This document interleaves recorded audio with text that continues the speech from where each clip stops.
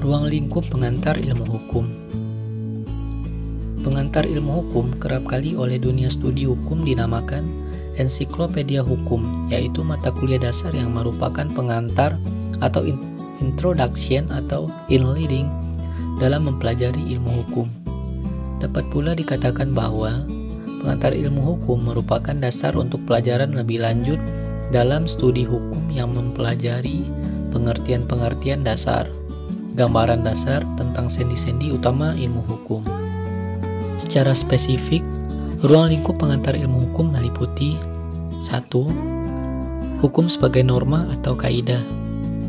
Hukum sebagai kaidah yaitu menempatkan hukum sebagai pedoman yang mengatur kehidupan dalam bermasyarakat agar tercipta ketentraman dan ketertiban bersama. 2. Hukum sebagai gejala perilaku di masyarakat. Hukum sebagai suatu keadaan atau gejala sosial yang berlaku di masyarakat sebagai manifestasi dari pola tingkah laku yang berkembang. 3. Hukum sebagai ilmu pengetahuan. Ilmu hukum terbagi dalam dua pengertian.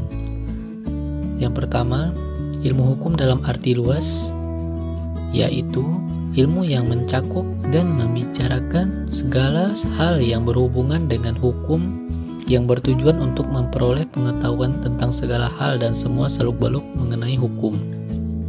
2. Ilmu hukum dalam arti sempit, yaitu ilmu yang mempelajari makna objektif tata hukum positif yang disebut dogmatik hukum atau ajaran hukum. Istilah ilmu hukum yang dipergunakan di Indonesia adalah terjemahan dari Rechtswetenschap dari Belanda atau Rechtswissenschaft dari Jerman, Jurisprudence Inggris. Istilah Rechtswetenschap dan Rechtswissenschaft menunjukkan pada pengertian ilmu tentang hukum atau ilmu yang mempelajari hukum atau ilmu yang objek kajiannya adalah hukum. Sedangkan istilah jurisprudence dalam bahasa Jerman berarti ilmu hukum dalam arti yang sempit.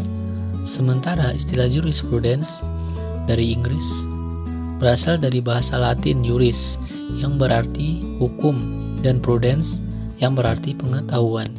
Jadi jurisprudence dapat diartikan sebagai pengetahuan tentang hukum.